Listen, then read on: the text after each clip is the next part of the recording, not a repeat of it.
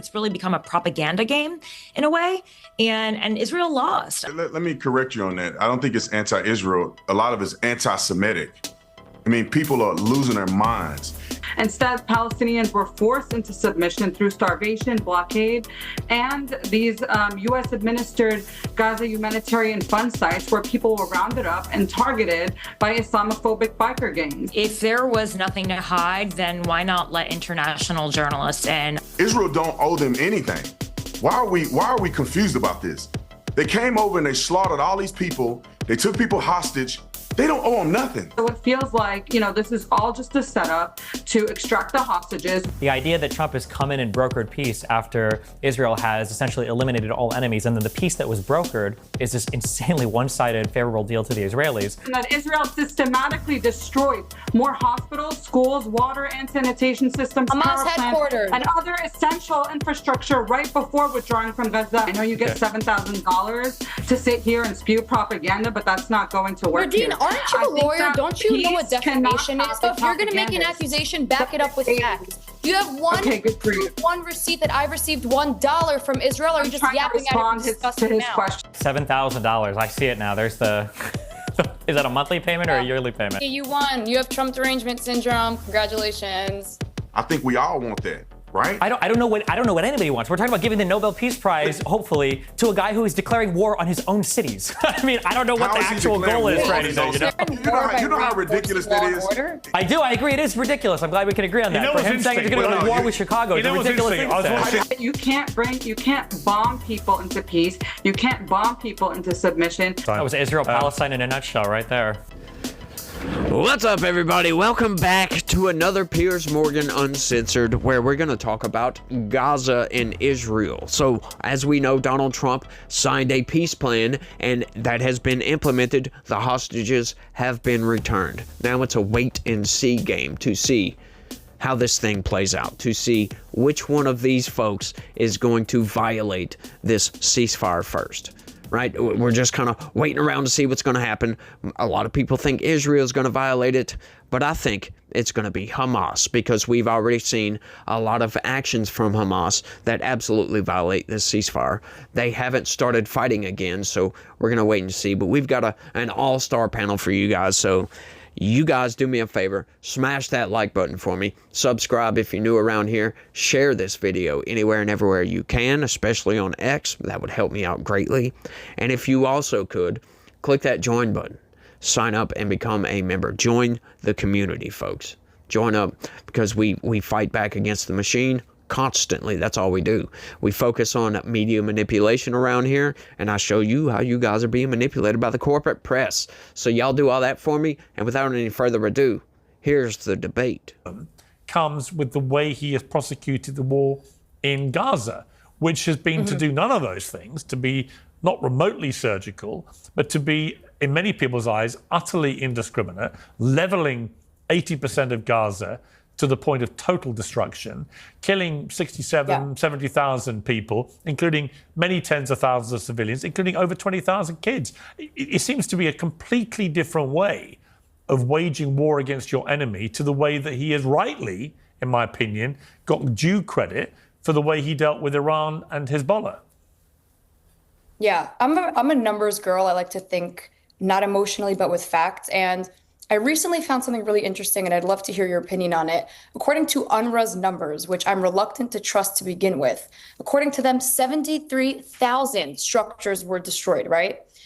68,000 people were dead. By the way, I'll add the Hamas spokesman said 58,000 militants were killed, so that math is not really making sense. But per UNRWA numbers, if that is in fact true and there were 73,000 structures destroyed and 68,000 people dead, then their ratio of structure to person, I'm talking buildings, was less than one person. It's 0.9 people per structure. Emily, you've seen the pictures. You've seen, I mean, look, one of my biggest bugbears about this is Netanyahu refusing to this day to allow international journalists to operate freely in Gaza to verify what's been going on there. But we've all seen the very few aerial shots that have come out in the last few weeks and months, and they've been utterly devastating. You know, this idea there's just a few structures or one for one and so on, it's for the birds. They have leveled 3/4 of Gaza. Piers, I can't deny the facts. I saw the videos of Gaza. Anyone who's denying that it's inhabitable is lying to you. However, I will add that when Hamas has done a phenomenal job since '05, embedding themselves into civilian infrastructure, into schools, into nurseries, into hospitals. Al-Shifa Hospital was a Hamas HQ, for God's sake. They don't really leave Israel with much of a choice. Listen, I know you're critical of Netanyahu, but I've yet to hear anyone give me a better answer than if they were in your shoes and you are fighting a military that has fully embedded themselves into infrastructure that belongs to civilians, do you now lose a war and surrender because they've made it really, really difficult to attack? I'll tell you what Israel has done.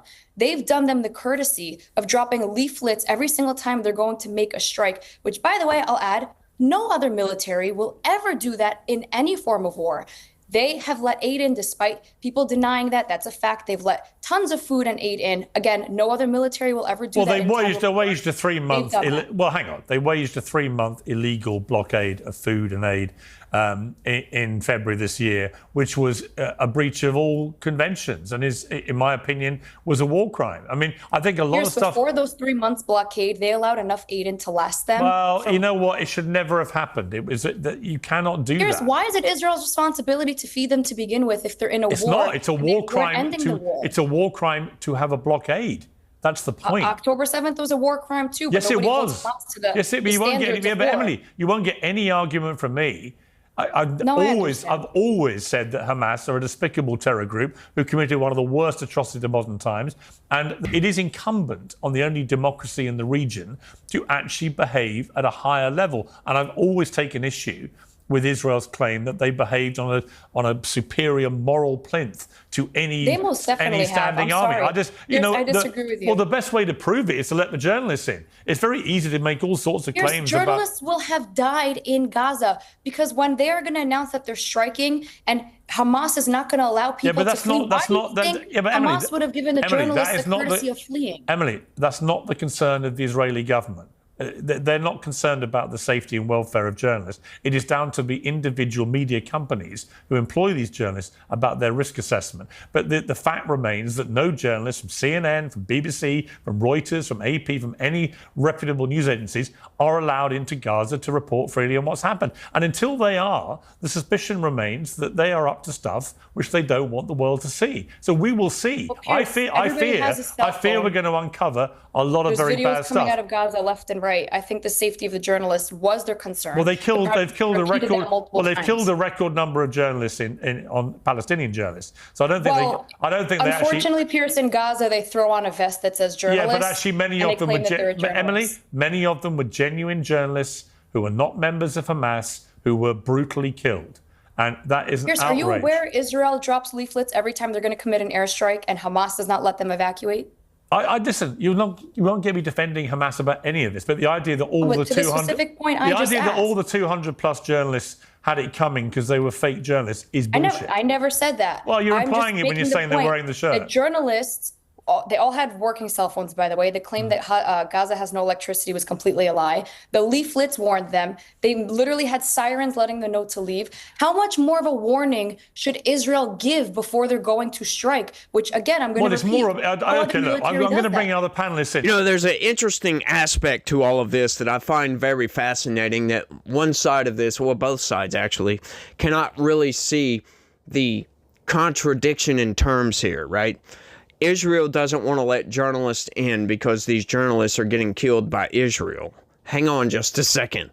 Can't you see the contradiction there? Can't you see what Israel is trying to do? Now, I understand, look, I'm kind of riding the line. I don't know where I feel about this because these independent journalists, they need to get in there to go and actually verify some of the statistics, right? It's the fog of war. We always know that we can't always get accurate information when there's a war going on. And we do know that propaganda gets ramped up. It gets turned way up. Anytime war starts, anytime war breaks out, we know the propaganda just goes right off the freaking charts. But I find this fascinating, this idea. Israel said, we're not going to let journalists go in to film everything. Well, you know what? You're afraid you're going to kill them because you've killed God knows how many journalists at this point. So, I mean, I understand the reasoning why Israel doesn't want the journalists to go in. But, you know, we've also seen that Hamas does not care about these journalists whatsoever. You know, it just kind of depends on where you're from and your nationality and all this other nonsense. Because we've seen Hamas, as soon as Israel backs off. I covered this story the other day. It's a brutal story, as a matter of fact. Hamas comes out with their guns and they start rounding up people that they believe were complicit. They believe were assisting Israel, rounding them up in the streets and just taking them out of the game. Now, if we're going to say that we want to send in independent journalists in there to go verify this, how do we know these people aren't going to get rounded up, right? Once again, like all the journalists that were taken out supposedly by Israel, how do we know that that wasn't Hamas, you know, sending these people into a building that they knew that Israel just sent out leaflets and said they were about to blow this building up? How do we know that Hamas didn't force these people into the building and say, guess what? You come out of that building, you're dead. How do we know that didn't take place? Dead men tell no tales, right? We don't, folks. And that's the conundrum here. That's the contradiction in terms of Israel being a bad actor for not wanting to send people out to their deaths. Look, and I get it. These people understand the risks. And like I said, I'm not on either side of this. Right? I think these independent journalists need to verify some of the statistics, but you don't want to just send people out to where you know they're going to get killed. Now, can we sit here and argue back and forth whether Israel actually cares about these journalists? I mean, you could make that argument. I'm not in Israel. I've never been to Israel, so I have no idea. I've never met Netanyahu, none of those things. So I have no idea if they truly care. Generally, my feeling is that most politicians don't really care. They just want to make you think, you know, they want the optics of compassion, but they don't really have the compassion deep down in their hearts. You know, that's one of those things that you could debate all day long and you'll never be able to figure out. But I find this argument fascinating, right? This situation in particular, right? A normal war is different than what we have going on here. This isn't a normal war. This is a killing zone, essentially. So sending journalists into a killing zone with known terrorists, I kind of get, but once again, we need this accurate information. So what do you do about that? Do you just send the people out to their deaths, or do you stop them from going? That's a question for the comment section. Y'all let me know. Let's keep going. In here, there's been an interesting split in Trump's support. You know, the base, it seems to me, the MAGA base is increasingly anti-Israel. We see that with Tucker Carlson, with Candace Owens and others. Others are very much pro-Israel, but there's a real split there. What's that about? Well, let me correct you on that. I don't think it's anti-Israel. A lot of it's anti-Semitic. I mean, people are losing their minds. And I almost had a stroke listening to the capitulation to the foolery in Gaza and Israel. Israel don't owe them anything. Why are we confused about this? They came over and they slaughtered all these people. They took people hostage. They don't owe them nothing. They could starve them to death if they wanted to. That's their decision. In my personal opinion, because they're reasonable, they send out leaflets and the lies about the media. They don't allow journalists in. Where's all this propaganda coming from? They don't allow them in. I see videos of kids. I see buildings coming down. Where's all this coming from? They don't allow it. It is, look. Well, listen, but it's a real reason. It is actually a fact they don't allow journalists in. No, but unless you are a friendly journalist embedded with the IDF, you're not allowed in. It's inconsequential.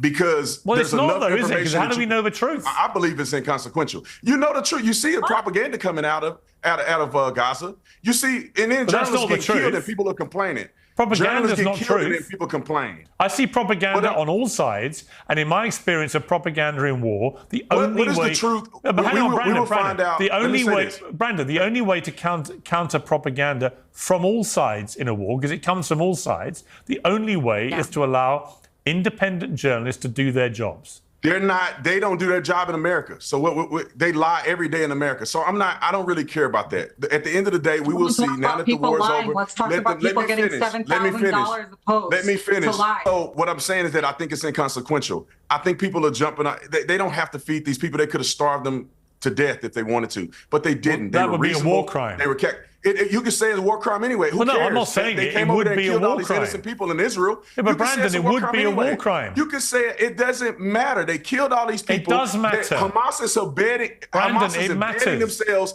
Hamas is embedding themselves in the population. Yeah, Hamas What are else do you disgusting. expect them to do? Hamas are It does, but what do you- disgusting, and they what do you commit expect them endless to do, war crimes. Piers? But the What do you idea expect them that to do, Piers? Yeah, but how do you fight a war? I'm sorry, when they're but embedded in the people. Sorry, but there are international rules relating to warfare, and if Israel breaks them, they are as culpable as Hamas or anybody else. Commit war crime? Did Netanyahu commit war crimes trying to fight this war when you have Hamas embedded in? I believe he may well have done. Yes, I do believe that. What else is he going to do then? Not fight? No, you can fight, but you have to abide by the rules of war. Well, what are you going to do? This is why we have the but Brandon, nobody's answering his question. This is why What do we you had do the when they're Geneva. embedded This in is why we civilians? had the Geneva Convention set up after what do World you War do II. then? What do you do then? Brandon, after World War II, they set up a Geneva Convention because the world concluded that a lot of the stuff that went on in World War II simply crossed a line, and therefore, for future wars and conflicts, you had to have rules of engagement recognized by the international community. And if you don't have those, then anything goes, that anyone can do anything. And you, I'm sure, would agree with me that way insanity lies, right? And total mayhem. I agree, Piers, but I think that this was a unique situation where you're fighting an enemy that's embedded in with the people. They literally have headquarters at hospitals. They're having military weapons and doing all this stuff. Some of their journalists are terrorists. Some of the people are terrorists. They're not even fighting with uniforms on. How do we even know who's a combatant and who's not a combatant? When they release the results of how many people that died, they're not telling you how many people are combatant. When they say that there's children that died, the range of children is from 17 all the way down. How do we know how many 17-year-olds that they've recruited to fight on the side of Hamas? So it is ridiculous. Wouldn't we actually find that out if we had journalists in there? Exactly. Wouldn't we actually the journalists going to have a birth certificate in their hand? Give me a break. No, if we had journalists in there that were from every country all over, you can have your dispute with American journalists. Obviously. You don't think they're independent? Would be dead. They would be getting killed. They would be dead. They would be starving. No, Brandon, let me just interject for a sec. I want to point something out I noticed after the ceasefire is that before the ceasefire, if you looked at videos of Gaza, and Piers, plenty of them were coming out, not from journalists, from civilians in Gaza, you saw no men in uniform. It's almost like Hamas did not exist in Gaza. I actually thought Israel had gotten rid of them. Suddenly, after Israel withdrew its troops, every single man, actually, let me add, teenager and adult man suddenly has a machine gun and is in uniform. Excuse me, the woman in the red, I forgot your name. Actually, really respect your opinion. Tara. But I do believe that these Hamas militants, if you're a journalist in Gaza and they're dressed as regular innocent civilians, you don't know who's who. So what are they going to do? Okay, you look like a normal kid. You look like a normal kid. You could be Hamas, I'm not sure. They were literally, as Brandon's trying to say, embedding themselves in civilians, not just in their resources, in uniform as well. Yeah, they obviously were doing all of those things. Let me bring in Nadine. Nadine, you and You know what I would say to Brandon Tatum right here is it's not cool and it doesn't look good when you start ignoring reality just because you don't like the sound of that, just because you don't want to believe that that's true, that these journalists are disallowed from going into Gaza. And just because you're seeing videos, right, there's a vast difference between a person with a phone and a journalist going in and actually filming what's going on, right? Like, just because videos are coming out, that doesn't mean a damn thing, right? So ignoring reality does not help your case. But they do pose a good question right here. Like, you know, Hamas has embedded themselves with the population. How do you fight against that? Like, this is a question I've posed since the start of this thing. These people, they use Palestinians as human shields. How do you fight effectively against this without having to resort to unwanted tactics? We'll say that. Without resorting to just indiscriminate bombing. How do you fight against that? Right? And what is Israel supposed to do in this situation? Right? This is the challenge for Israel right here, because they have international law, right? They have the Geneva Convention that they must abide by, which they've fallen outside of that, to be honest with you. And this is why I'm critical of Israel and how they've conducted themselves, right? Once again, I will say this. I am completely on the side of Israel, right? I'm a conservative Christian who believes that Israel, that's the Holy Land. That's where Jesus was doing his thing, right? And I do believe that that land belongs to the Jews because historically, since the beginning of our history, for crying out loud, we've known that the Jews have resided in that area. And just because they've been conquered God knows how many times does not mean that they don't have some sort of right to exist in that land, in that place. That's where they've always existed. They've been booted from that land. I don't know how many times. The Jewish people have been the most oppressed people in history. And right now they're not, obviously. Like clearly, that's clearly not the case. I mean, if they were oppressed, AIPAC would absolutely not exist. And their position right now, having that tiny piece of land and all those Arab nations around them, they could easily get obliterated. So they're currently not being oppressed, but as a people, they've been oppressed this whole time, right? For a very, very long time. So how do you fight against this? This is the challenge for Israel, right? Because they must abide by the Geneva Convention. Hamas does not have to. So how do you fight fairly with an opponent that is not fighting fairly with you? It's got to be overwhelming, and it's got to be done by the book. That's all I'm going to say about that. Let's keep going. As many on the Israeli government would have liked to seen. So do you give Trump any credit for this? I mean, I sincerely hope that the, war is over. Palestinians have been through enough, through starvation, famine, entire bloodlines wiped out, families that'll never be, the same again. And, I just think these ceasefires aren't necessarily proof of peace. So far, they've just been pauses in the project of genocide and ethnic cleansing that began over 75 years ago with the Nakba and continues today. Under Trump, countless of Palestinians were killed. They were starved. They were displaced. And the so-called ceasefire plan didn't even include Palestinians, negotiators at all in the construction of the plan. Instead, Palestinians were forced into submission through starvation, blockade, and these U.S.-administered Gaza humanitarian fund sites where people were rounded up and targeted by Islamophobic biker gangs. And now part of these deals demand the disarmament of Hamas, which is literally impossible, since most of the weapons that Hamas happens now were delivered by Israel itself in the form of unexploded ordinances and munitions dropped on Gaza. So it feels like, this is all just a setup to extract the hostages, which Hamas said early on in October 2023 that they were willing to release all of the civilian hostages in order to just continue killing people in Gaza. Just last night, another Palestinian was killed, was shot by Israel, and also proxy, militias that are being funded and protected by Israel in Gaza are also continuing to kill Palestinians, like the Palestinian journalist Salah al-Jafrawi, who was murdered. And I think another thing that is important to mention here is that Israel systematically, Hamas. You're a compulsive liar. $7,000, we get it. You get your pay. Keep saying that. That's a lawsuit. Who's getting paid $7,000? Who's getting paid? Interrupting me. Who's Not getting to paid? mention that Israel systematically destroyed more hospitals, schools, water and sanitation systems, Hamas power plants, headquarters, and other essential infrastructure right before withdrawing from Gaza, leaving the population Hamas headquarters. Okay, don't all talk. Nadine, let me ask you a question. Out of interest, what should Israel have done on October the 8th by way of responding to the worst terror attack of modern times? What should Palestinians have done to respond? No, that wasn't my question. Constant killing, that wasn't my siege and question. blockade. What should Israel have done? Is she your lawyer? I'm not sure why she's continuously interrupting me. I know you get $7,000 to sit here and spew propaganda, but that's not going to work. Nadine, aren't you a lawyer? Don't you know what defamation is? Do you have any proof that I have ever gotten one penny from Israel? No, if you're going to make an accusation, back it up with facts. Do you have one proof, one receipt that I received $1 from Israel, or are you just yapping at it? To his question right now. I know well, you Nadine, I think it's a fair. Hang on. It's a fair question, Nadine. You made an allegation against Emily that she's taken money to talk up for Israel. Do you have any proof of that? This is widely reported, and I would like to actually focus on the question that you talked about in regards to Gaza. I want to focus on the allegation. At the end of the day, I don't. Well, just for the record, Emily, have you accepted? Have you been paid, Emily, to talk up in Israel's favour? Zero. Nothing. Okay, so we've clarified that. Nadine, answer my question though. What should Israel, not the Palestinians, what should Israel have done after this appalling terror attack?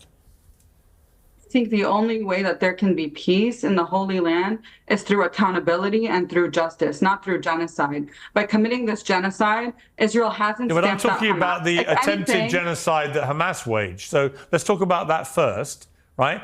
What should Israel have done following the mass murder of 1,200 of its people, the wounding and maiming of 7,000 more, and the kidnapping of over 250, including Holocaust survivors and babies? What should Israel have done? What would have been the proportionate, correct response by Israel after that attack? Negotiating a hostage exchange in return for the Palestinian hostages would have saved a lot of bloodshed on both sides. And let's not forget that Israel employed the Hannibal Directive on October 7th. Much of the damage that have been done could only have been carried out by Apache helicopters. And, you know, all right, but do you think what Hamas did? Okay, but do you think what Hamas did on October the 7th was justified? You constantly ask me this question every time I come on your show as some sort of gotcha. You know, I think that repression and oppression breeds resistance. I'm not living at the opposite end of a barrel of an Israeli gun. I'm not having my home destroyed to rubble. So I'm not going to tell people that have constantly faced this prior to October 7, 2023, that, you know, resisting it is wrong or how they resisted is wrong. That's not my place. A terror attack is not resistance. It's a terror attack. Piers, this is clear. This young lady is a propagandist. How should Israel respond? She does not have common sense. And I'm asking you, Piers, now. How should Palestinians respond to 75 years of displacement? For over 20 years. That's 75 years of displacement. It's not just a few months.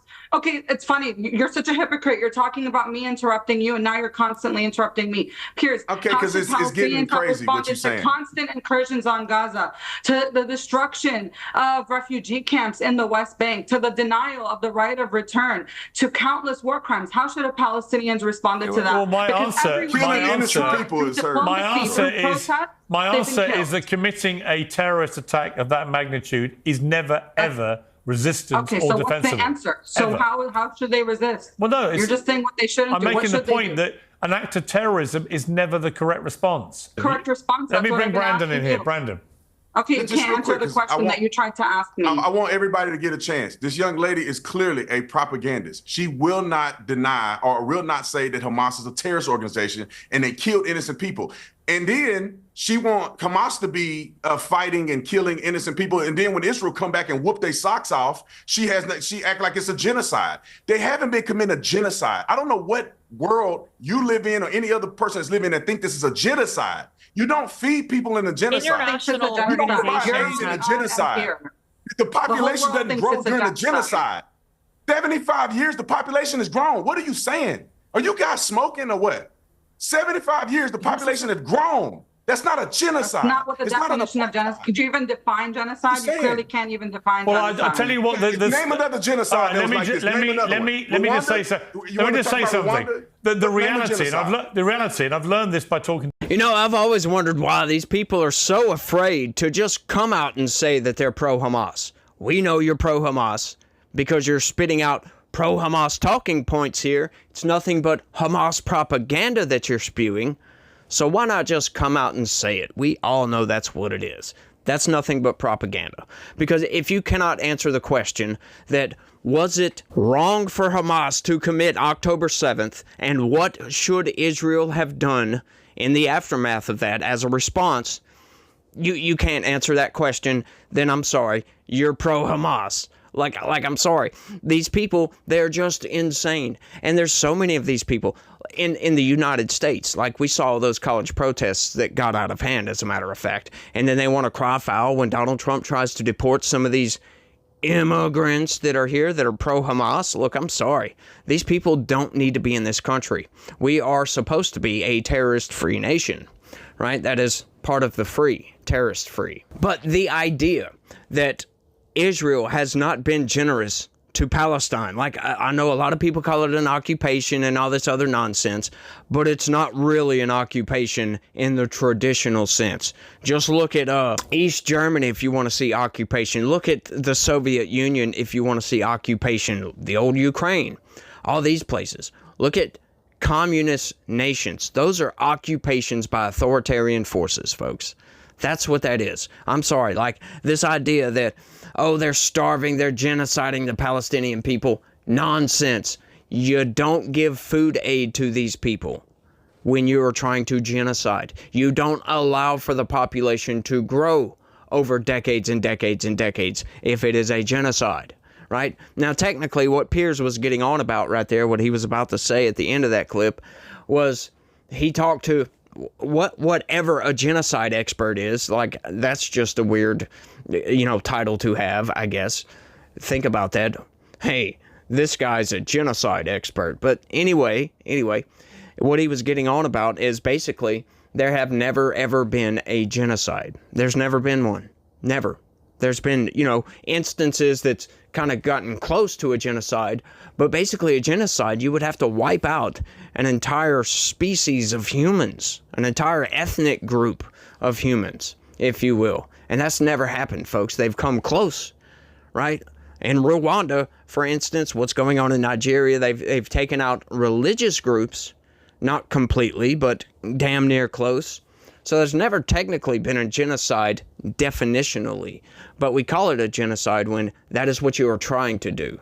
And what Israel is trying to do is definitely not genocide Palestinians, because it would be very, very easy, once again, for Israel to just go and carpet bomb everything, not notify these people that they're about to carpet bomb everything, and just bring hell and rain fire from the skies and just completely obliterate this place.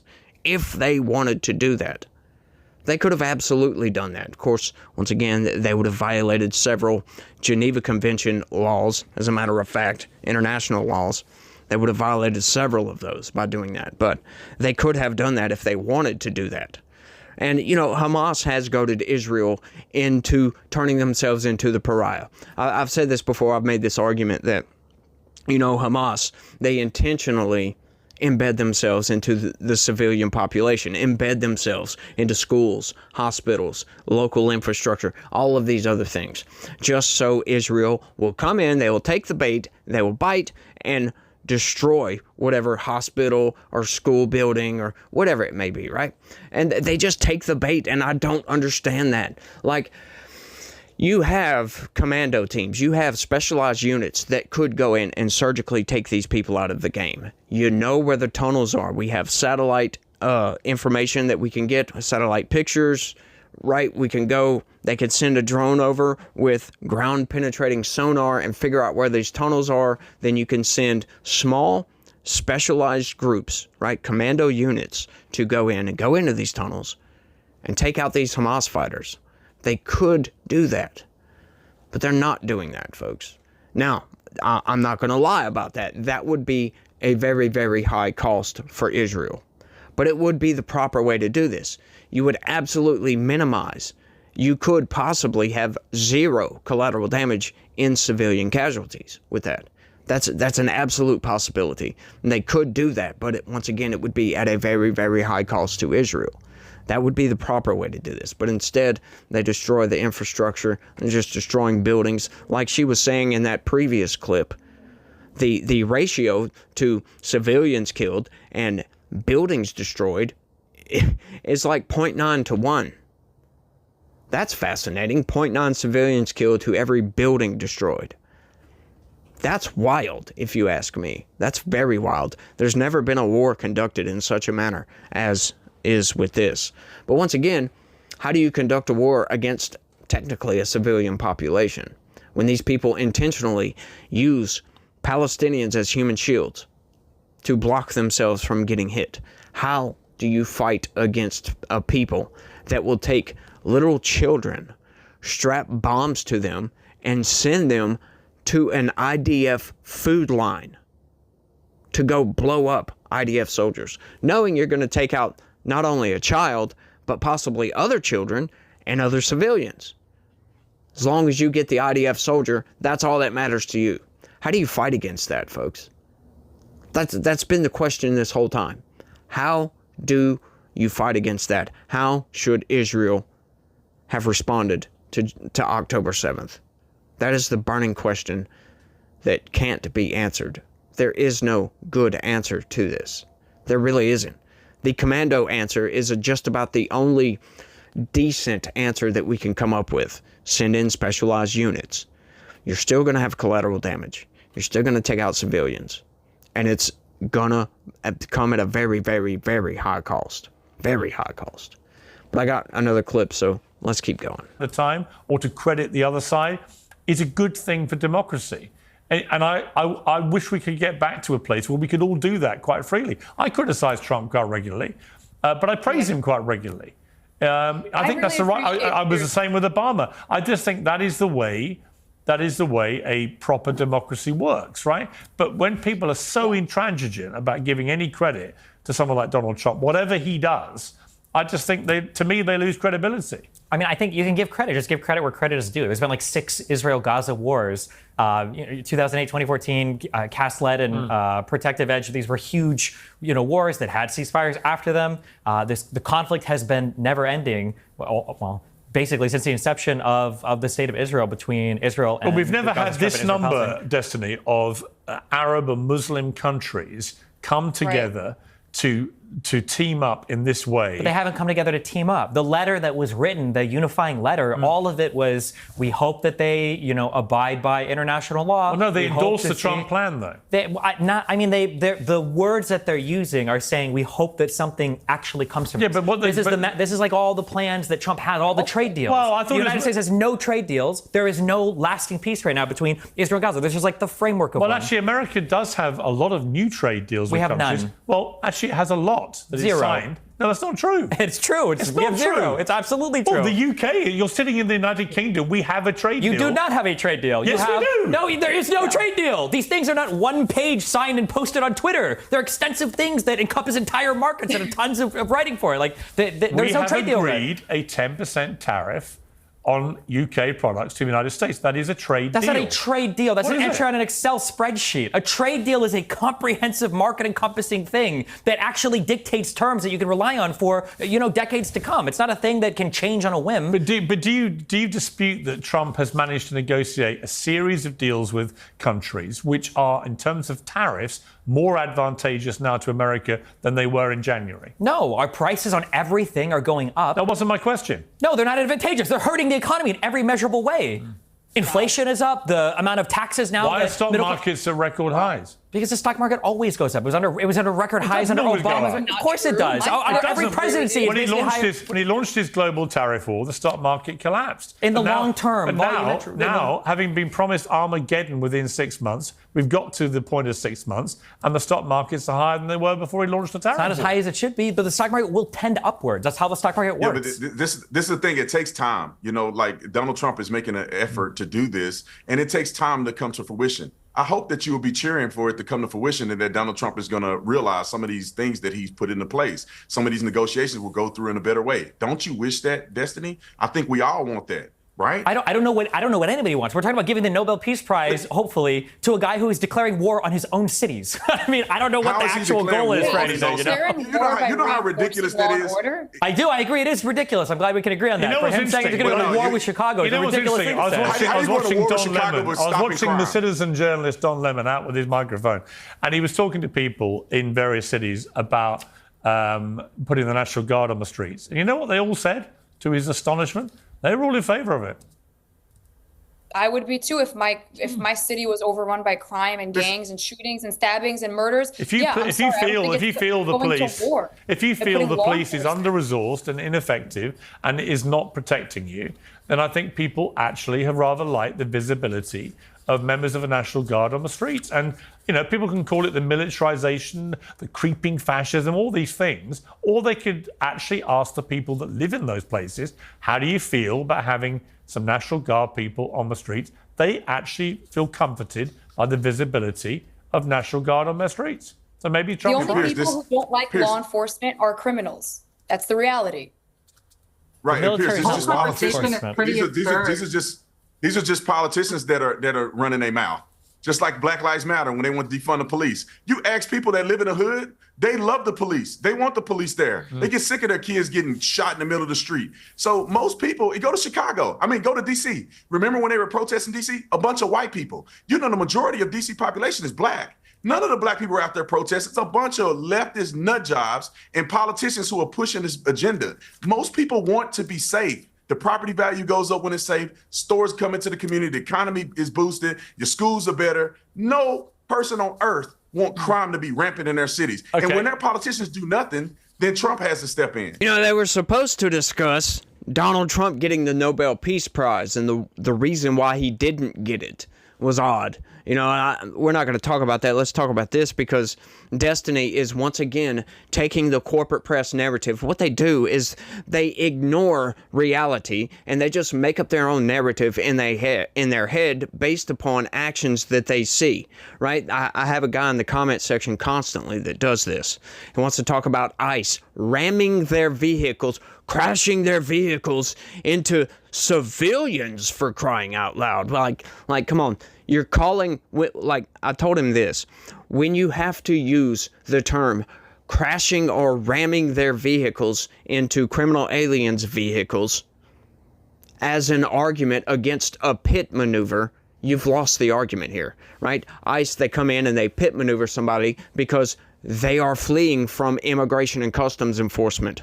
That's the reality on the ground. When you have to say, oh, well, they're shooting tear gas at journalists, when you have to use that as an argument, well, hang on just a second.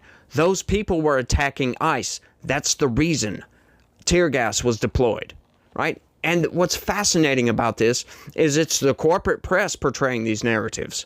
They're propagating propaganda, as a matter of fact. And the federal judges are watching this propaganda and ignoring the reality on the ground and ruling against Donald Trump just because it's Donald Trump.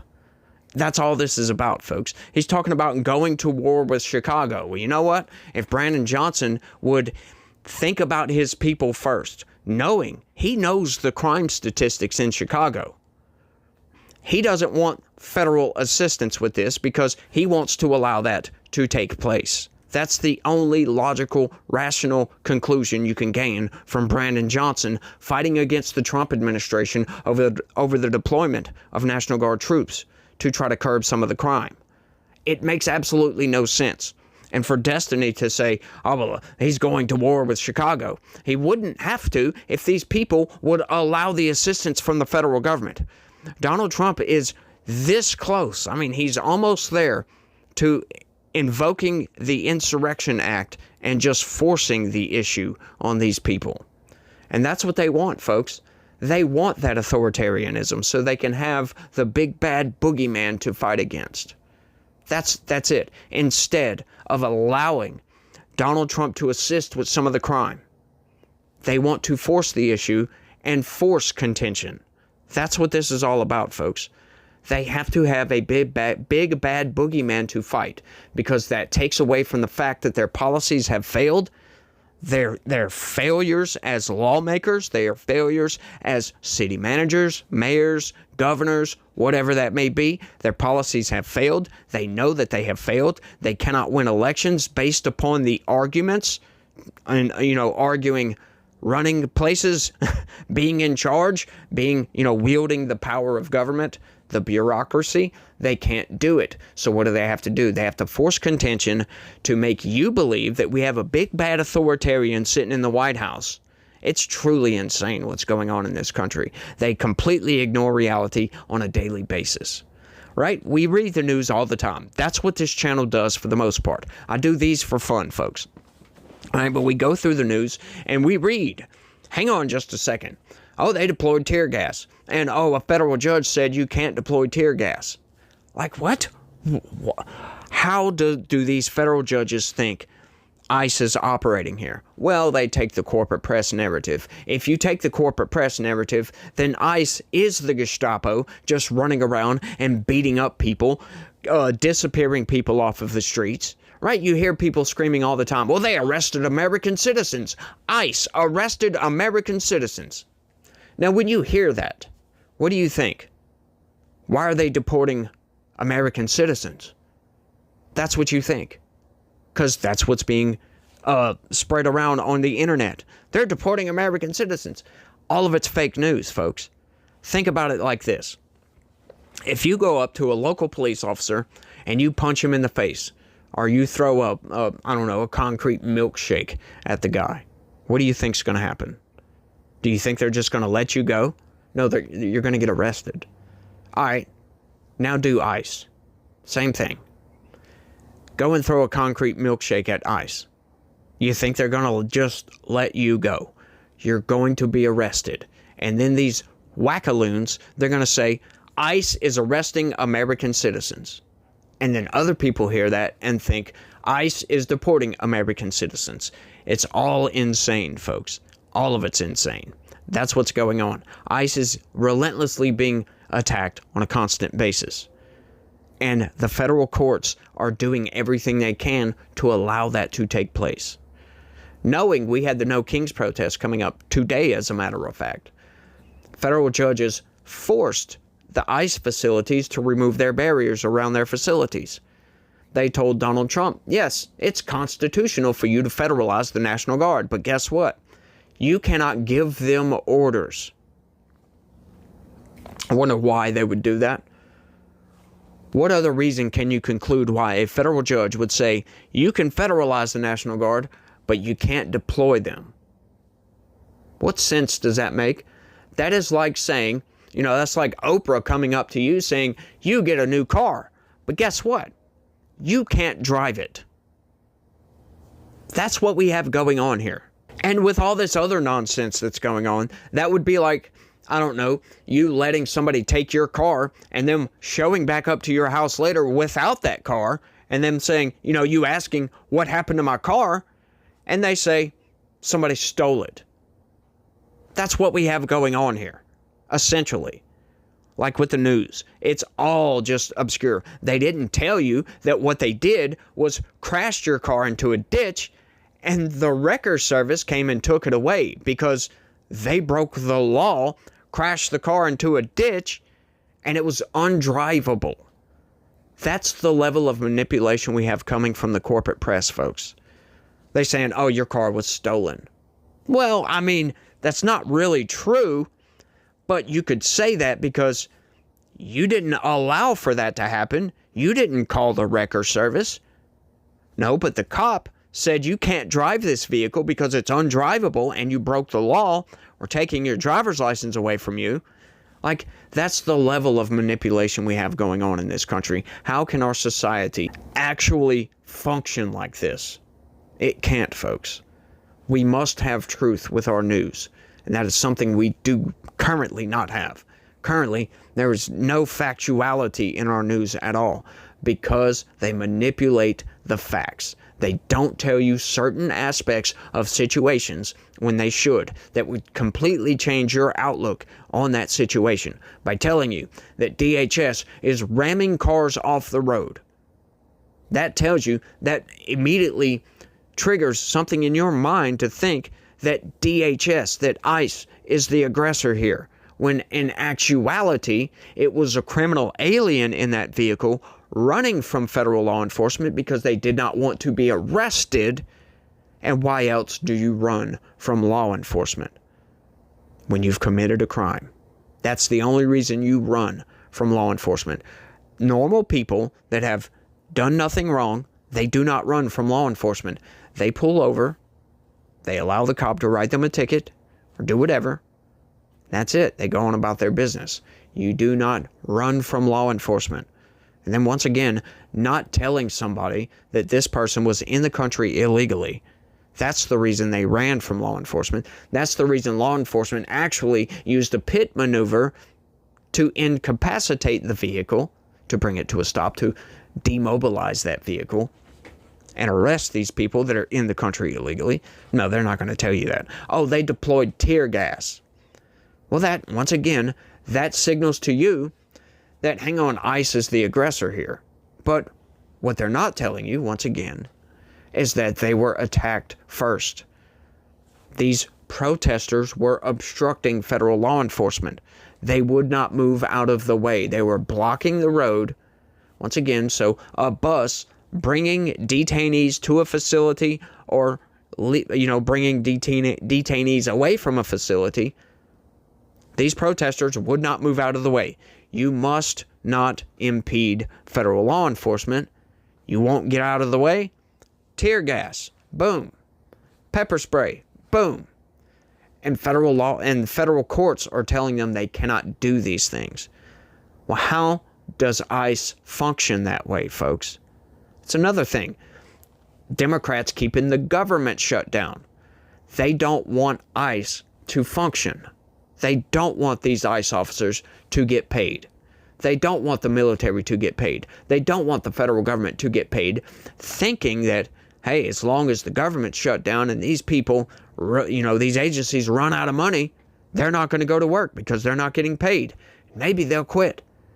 And maybe they'll stop deporting illegals. This is all in a bid to violate laws. All of it, folks. That's what Democrats, that's their policy position, and this is why they're going to lose. This is why they're currently losing.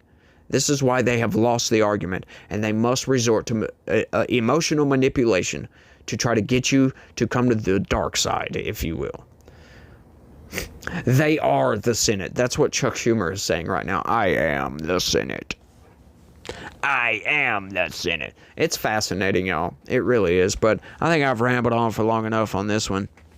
I want you guys to let me know what y'all think about all this down in the comment section. I'd love to hear from you guys.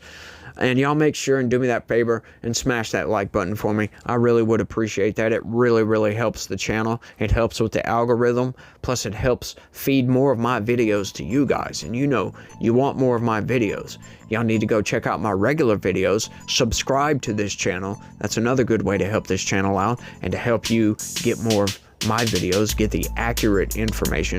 Sure, do I have a bias? Yes. I'm willing to admit that.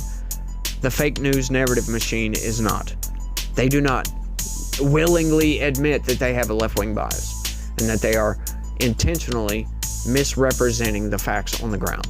That's what they do, folks. Share this video anywhere and everywhere you can. And the biggest and bestest way you could help this channel out is look right below the video. Click that join button, folks. Sign up and become a member. Help this movement grow, folks, because we must get the truth out to people. They must know what's going on. And we've got to fight like hell if we want to keep our country, y'all. We've got to push back against the machine. But I want y'all to do all that for me. And you guys remember that God has a plan for everybody. You may not understand that plan, but I can promise you one thing. He loves each and every one of you out there. So y'all try to have a good day and stay legitical. Peace.